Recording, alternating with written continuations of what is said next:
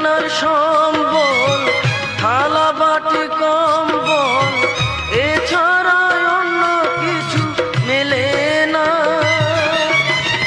সকাল আর সন্ধ্যায় দুইটি রুটি দেয়, রুটি খেয়ে পেট ভরি না মা। আমি বন্দি কারাগারে, আমি বন্দি কারাগারে।